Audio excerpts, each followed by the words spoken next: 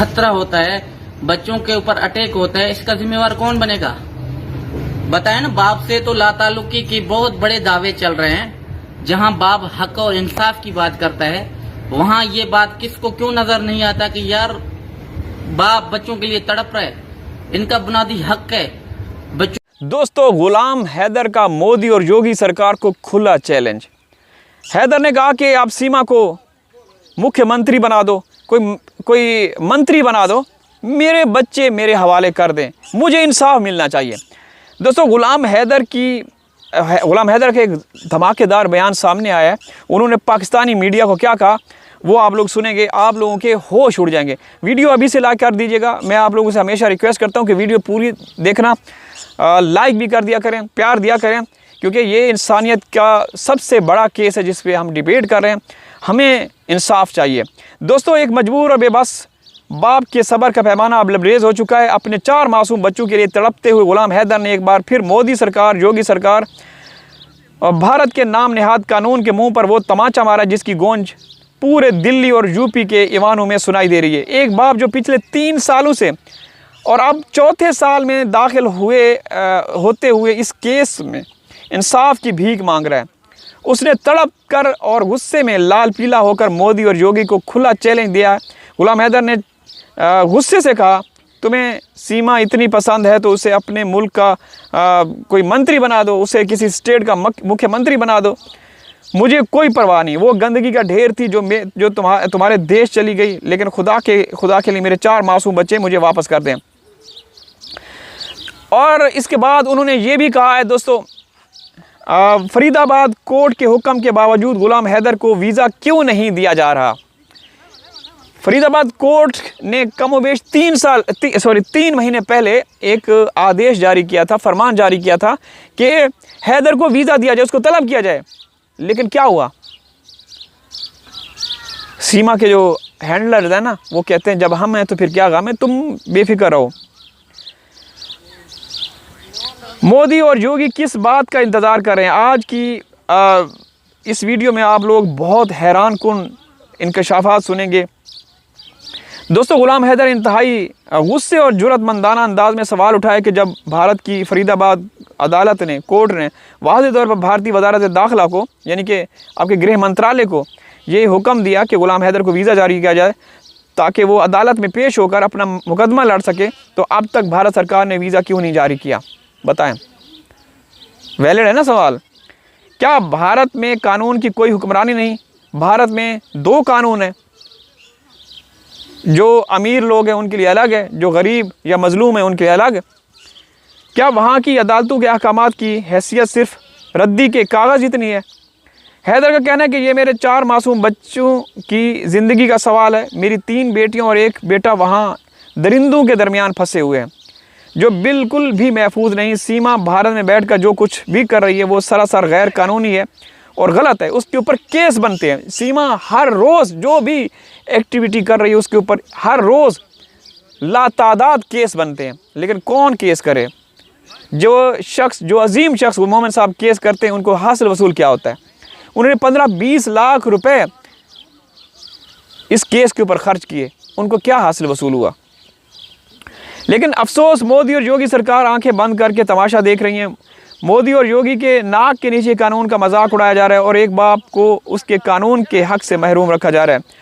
दोस्तों, यहाँ एक और चौंका देने वाला इंकशाफ सामने आया। गुलाम हैदर ने बताया कि सीमा ने हाल ही में कराची में अपनी एक उसकी पड़ोसन है, लड़की है, उससे संपर्क किया और जानते हैं इस मकार औरत ने क्या कहा? सीमा ने इंतहाई गरूर से, तकब्बर से उसको कहा, मैं यहाँ बहुत मज़े में हूँ। मोदी और योगी की ख़ास शफ़क़त है मेरे ऊपर, मेरे मतलब उनका प्यार है।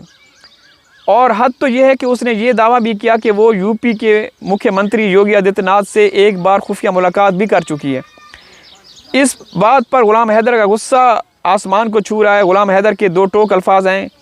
उन्होंने कहा कि सीमा गंद का ढेर थी, वो हमारे मुल्क से चली गई। अच्छा हुआ मोदी और योगी उसे अपने पास रखें, उसे जितना मर्जी नवाजें, उसे अपनी कैबिनेट में शामिल कर दें, मिनिस्टर बना दें, उनको कोई परवाह नहीं।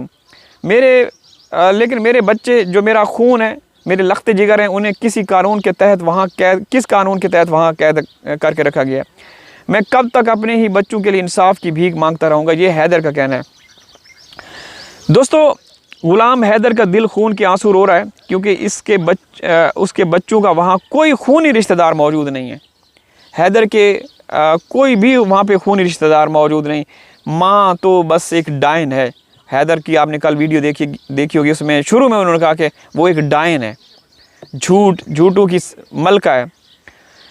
उसके बच्चों का वहाँ कोई खूनी रिश्तेदार मौजूद नहीं। हैदर ने तड़प कर कहा, वहाँ मेरे बच्चों के आसपास सिर्फ और सिर्फ डायन और दरिंदे बैठे हैं। सबसे बड़ा दरिंदा वो मकार वकील AP सिंह है जो सीमा का मुंह बोला भैया बना फिरता है। वो इस मकार औरत का भाई हो ही नहीं सकता, वो तो मेरे बच्चों का सबसे बड़ा दुश्मन है। ये AP सिंह सिर्फ और सिर्फ उन 4 मासूम बच्चों के नाम पर उनके चेहरे दिखा कर वीडियो बनाता है, सोशल मीडिया से लाखों रुपए कमा रहा है और अपनी जेबें भर रहा है। उसे बच्चों के मुस्तकबिल से कोई लेना देना नहीं। ग़ुलाम हैदर ने रोते हुए और कांपती हुई आवाज़ में ये कहा है कि मोदी सरकार से मैंने कितनी बार अपील की, मुझे रातों को नींद नहीं आती, मुझे अपने मासूम बच्चों की यादें तड़पाती हैं। खुदा के लिए मुझे वीज़ा दो, मुझे इंसाफ दो, मुझे अदालत में तलब करो। मैं अपने बच्चों के बगैर जीने की सकत जो है खो चुका हूँ। हैदर भाई हमेशा इस तहज़ीब के दायरे में रहकर अपीलें करते हैं।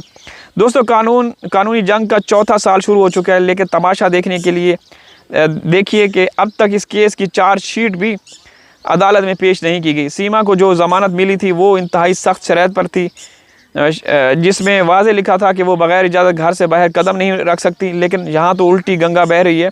सीमा रातों को जहाँ दिल चाहता है घूमती है, मीडिया पर नाच गाने करती है, इंटरव्यू देती है और कानून तमाशाई बना खड़ा है। ग़ुलाम हैदर ने खबरदार करते हुए कहा कि सीमा के इन गैर कानूनी हरकतों की वजह से उस पर कभी भी कोई जानलेवा हमला हो सकता है।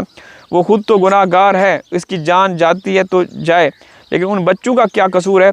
अगर इसके मटर गश्त के दौरान उन मासूम बच्चों पर कोई आँच आ गई तो उसका ज़िम्मेदार कौन होगा? क्या तब मोदी और योगी जागेंगे? ठीक है ना दोस्तों। तो एक सगे बाप की ये एक आहें अपीलें कर रहा है। वो एक तमीज़, तहज़ीब और तरतीब के दायरे में रहकर मोदी और योगी से गुहार लगा रहे हैं, लेकिन अभी तक किसी भी मामले में सुनवाई नहीं हुई। बड़ी तकलीफ़ होती है दोस्तों, दिल खून के आंसू होता है। ऐसा तो हमने कभी ना सोचा था, ना कभी भी जहन में हमारे जहन में ये बात ही नहीं आई थी कि सीमा वहाँ जाएगी और भाई वहाँ इसी तरीके से आज़ाद घूमेगी, व्लॉग्स बनाएगी, खुली छूट मिलेगी। ये तो हमने सोचा ही नहीं था। यकीन करें कि वहाँ के लीगल एक्सपर्ट हमारे साथ जो जुड़े थे वो कहते थे कि तनवीर भाई आप थोड़ा सा सब्र करें। ये उस वक्त की बात है जब इस केस को कम से कम 4-5 महीने हुए थे। 4-5 महीने, यानी कि अब उसको कितने महीने हो चुके हैं? 3 साल, 1 साल में कितने 12 महीने होते हैं ना, 36-37 महीने होने वाले हैं। 36-37 महीने होने वाले हैं, यानी कि केस 4थे साल में दाखिल हो चुका है। आप अंदाज़ा लगाएं। एक सोची समझी साजिश के तहत सीमा को बुलाया गया। अब जो भी कर रही है वो सारा उसको एक स्क्रिप्ट लिख के दिया जाता है और वो कर रही है, इसीलिए वो बेखौफ है, उसको कोई डर नहीं है।